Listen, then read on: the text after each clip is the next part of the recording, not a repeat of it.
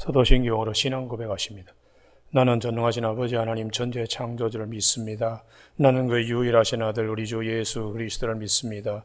그는 성령으로 잉태되어 동정노 마리아에게서 나시고 본디오 빌라도에게 고난을 받아 십자가에 못 박혀 죽으시고 장서된 지 사흘 만에 죽은 자 가운데서 다시 살아나셨으며 하늘에 오르시어 전능하신 아버지 하나님 우편에 앉아 계시다가 거기로부터 살아있는 자와 죽은 자를 심판하러 오십니다. 나는 성령을 믿으며 거룩한 공교회와 성도의 교제와 죄를 용서받는 것과 몸의 부활과 영생을 믿습니다. 아멘.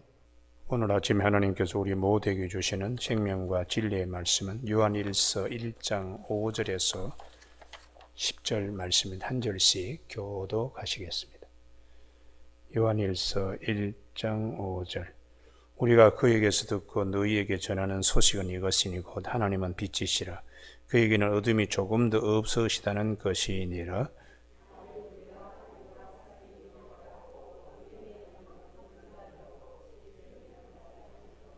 그가 빛 가운데 계신 것 같이 우리도 빛 가운데에 행하면 우리가 서로 사귐이 있고 그 아들 예수의 피가 우리를 모든 죄에서 깨끗하게 하실 것이요.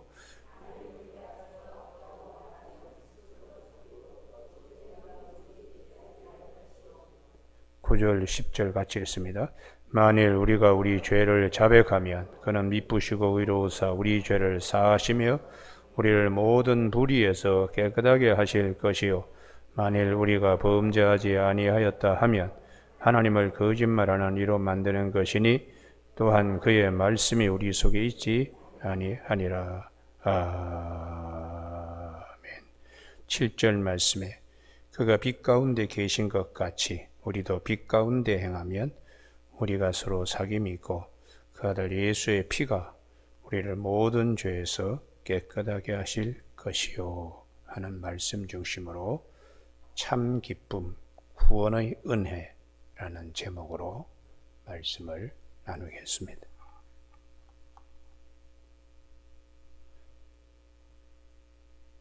사도 바울이 로마서를 기록하면서 주목한 구약의 한 구절 말씀이 있습니다. 하박국서 2장 4절에 의인은 믿음으로 말미암아 산다는 말씀을 주목했습니다. 하나님이 하박국에게 주신 의인의 믿음이 무엇인가? 하박국은 하나님의 말씀을 받기 전에는 매우 갈등스러웠습니다.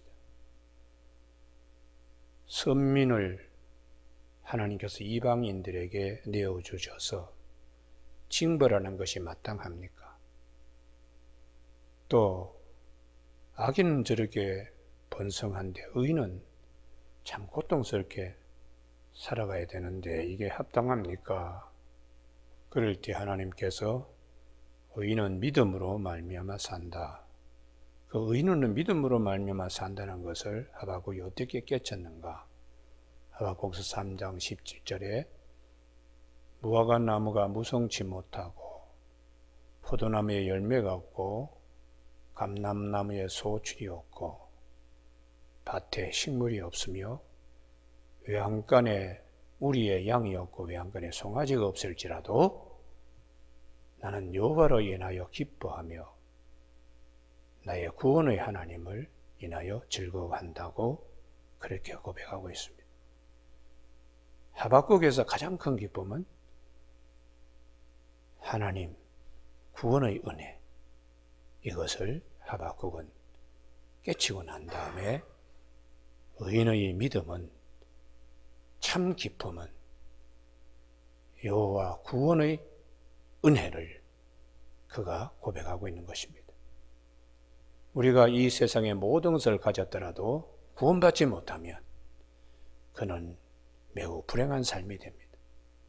아무것도 없어도 구원받는 은혜가 있다면 그것은 참 기쁨이요 영원한 기쁨이 되기 때문에 로마서 1장의 사도 바울이 복음에는 하나님의 의가 나타나서 믿음에서 믿음에 이르게 하느니 기록된 바 의인은 믿음으로 말미암아 살리라.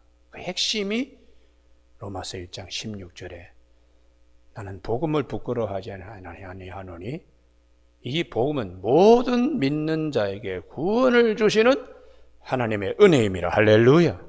구원의 은혜 때문에 기뻐하는 거죠. 그래서 사도 바울은 고린도전서 1장 18절에 십자가의 도가 멸망하는 자에게 미련한 것이지만 구원을 받은 우리에게는 하나님의 능력이 된다고, 고린도전서 2장 2절에 나는 그리스도가 그분의 십자가에 못 박힌 그 외에는 알지 아니하기로 작정하였다고, 이 구원의 은혜를 밭에 감추인 보화와 같이 그렇게 발견하고 기뻐하고 있는 것입니다. 우리가 마태복음 13장 천국장에서 밭에 감추인 보화, 값진 부화를 발견하는 것, 그것을 옥토밭에 말씀이 뿌려질 때에 구원의 은혜에 감격하며 30배, 60배, 100배의 결실을 맺는, 그러니까 우리에게 있어서 이 구원의 은혜는 대단히 중요합니다.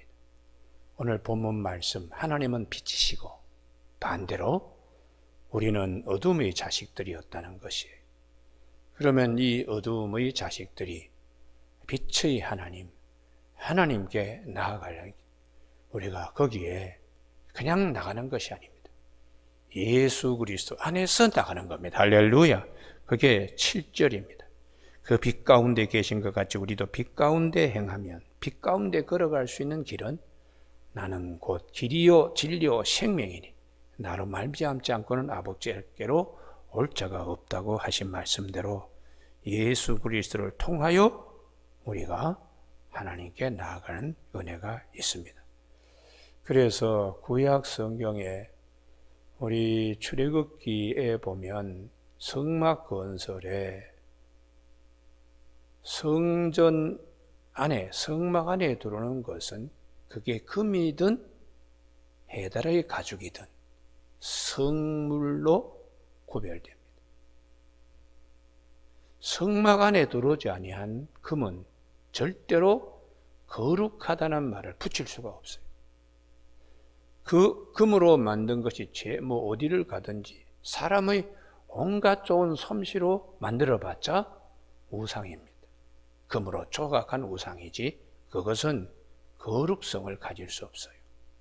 그러나 성막 안에 들어오면은 조각목이든 금이든 해달의 가죽이든 가는 배실이든 성물로서 거룩한 은혜를 입게 되는 것입니다. 우리가 예수 그리스도 안에 있는 것과 예수 그리스도 밖에 있는 것, 성전이시고 성전보다 크신 예수 그리스도 안에 있으면 누구든지 새로운 피조물이, 할렐루야, 그것은 하나님과 우리 사이에 화목해 되시는 은혜를 예수 그리스도는 우리에게 베풀어 주시기 때문입니다. 성막에 들어온 이 성물이 다 다듬어집니다. 금도 부사넬과 오홀리압의 손에 의해서 녹여지고 다듬어지고 해서 제 위치에, 떡상이면 떡상, 또 촛대면 촛대, 분향단이면 분향단, 이렇게 제 위치에 이제 들어가게 되는 거죠.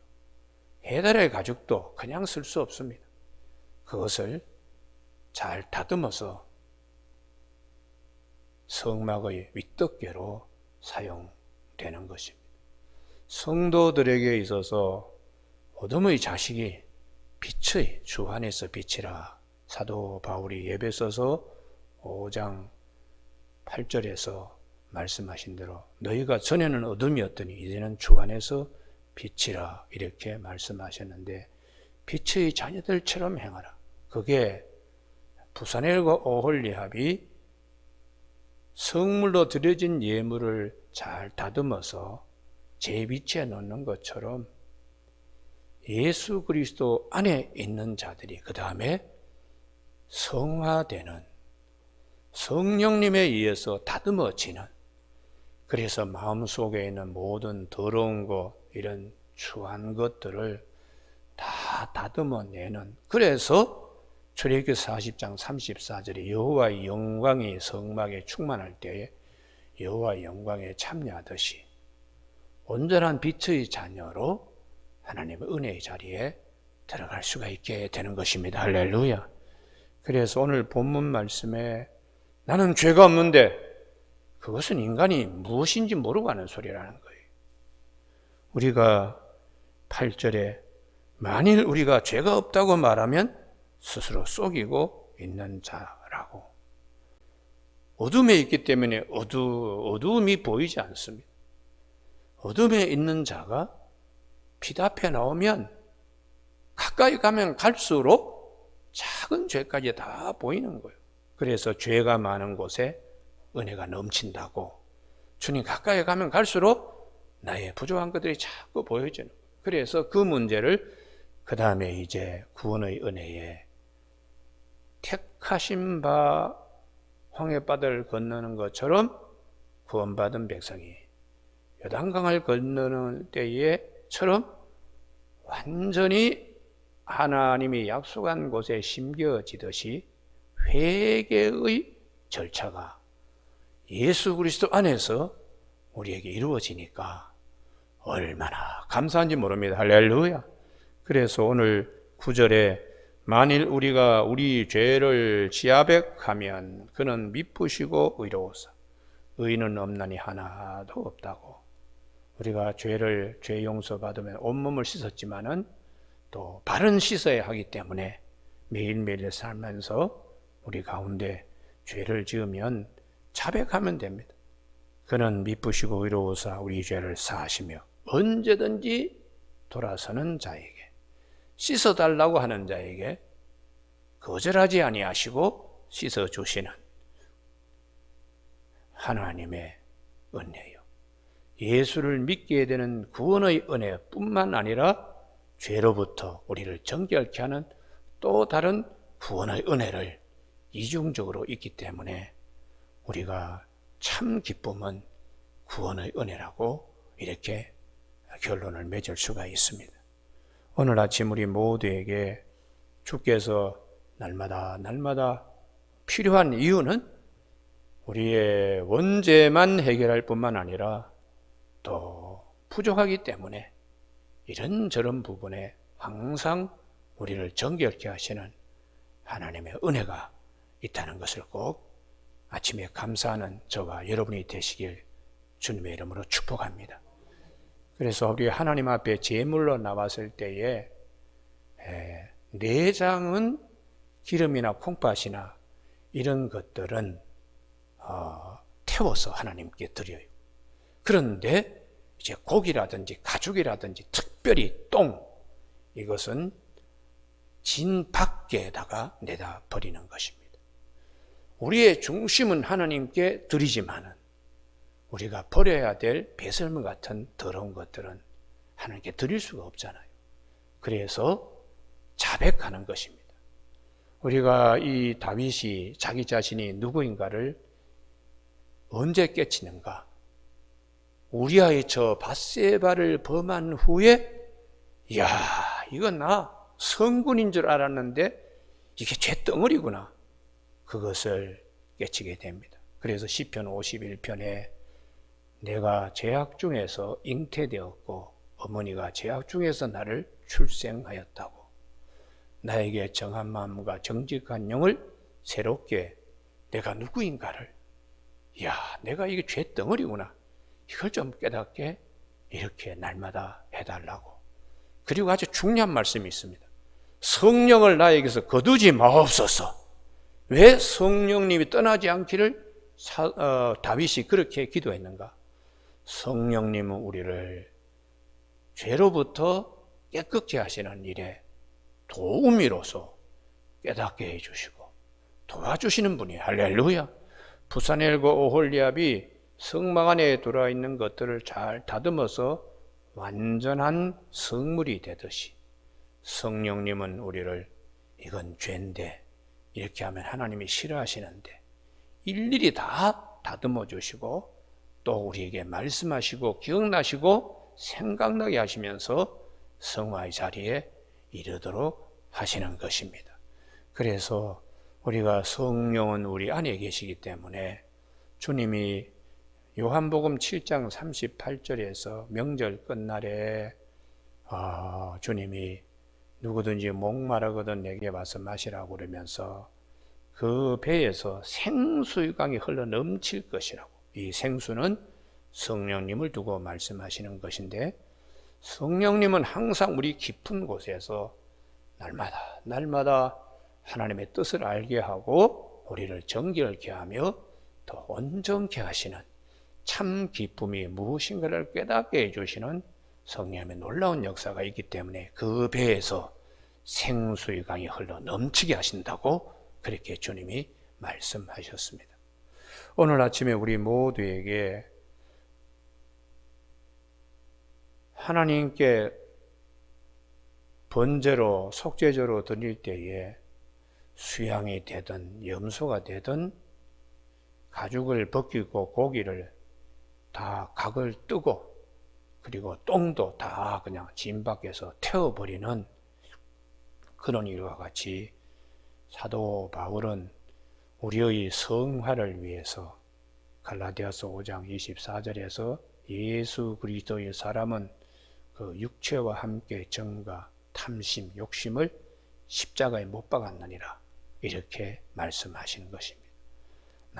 날마다 우리 안에 성결케 하시는 성령의 도우심을 받아서 날마다 하나님이 싫어하는 것이 무엇인가를 우리가 깨달으며 점점 예수 그리스도의 형상으로 예수 그리스도의 흔적을 가진 자로 우리가 성화되어 가는 것을 사도 바울뿐만 아니라 오늘 사도 요한은 특별히 9절, 만일 우리가 우리 죄를 자백만 하면은 그는 미쁘시고 의로우사 우리 죄를 언제든지 사하시고 우리를 모든 불의에서 깨끗하게 하시는 이 구원의 은혜에 감사하는 저와 여러분이 되시길 바랍니다.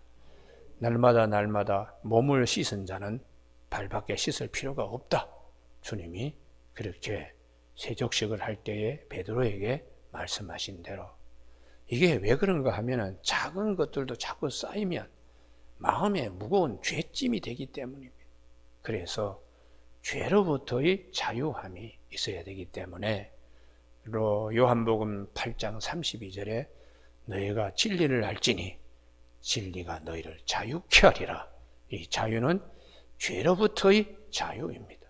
예수 그리스도 안에 있으면 새로운 피조물이 되는 우리 하나님의 은혜부터 시작하여 살면서 나도 모르게 자꾸 배 안에 물이 들어오듯이 죄가 돌아서 그렇게 역사할 때마다 이걸 해결할 수 있는 길이 있으니까 얼마나 감사합니까?